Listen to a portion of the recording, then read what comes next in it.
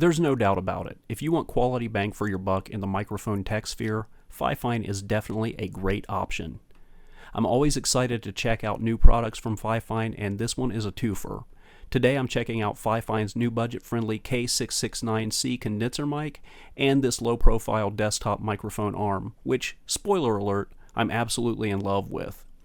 I'm talking into the mic now, and as I will be for the entire review, all of the audio is unfiltered and unprocessed, so what you hear is what you get, unless otherwise specified. Fifine sent me this gear for free in return for a fair and honest review. I'm not obligated to say anything in particular about this stuff, and all opinions expressed in this video are mine and mine alone. The box is minimal, no-frills packaging, and inside, there's paperwork.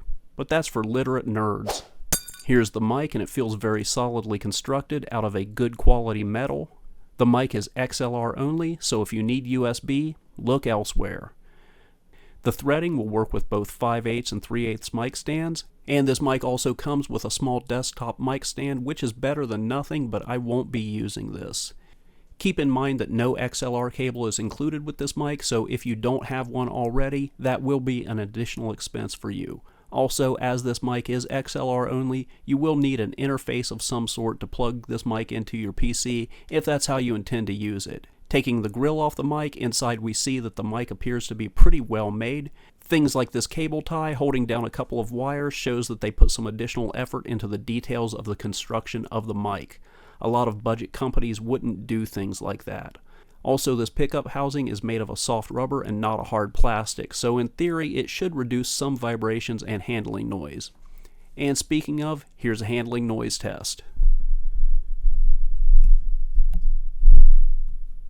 This mic does not include a pop filter, and as you can see here, the foam screen inside the grill is very thin.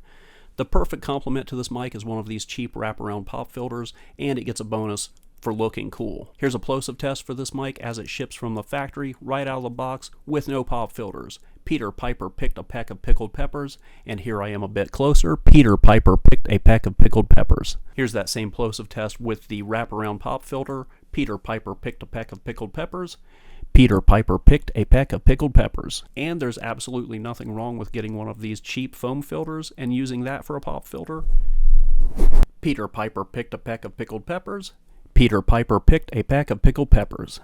This is what it sounds like as I speak into the side of the mic, about 6 to 8 inches away. And this is what it sounds like as I speak into the back of the mic, about 6 to 8 inches away. Here's a typing test as I speak into the mic, and the keyboard is about 12 inches directly below the microphone. Here's a background noise test using this little fan that I got from the dollar store. This is a little fan, but it's not exactly quiet. I'm going to set it off to the side over here, about 2 feet away behind the mic. Now I'm turning it on low.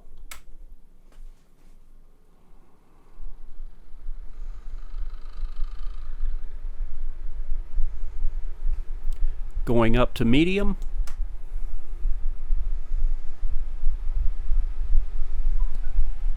And now we're on high.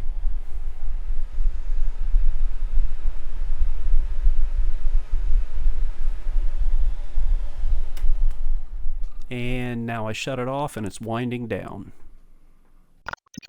And now on to, in my opinion, the real star of the show, this excellent low-profile desktop arm.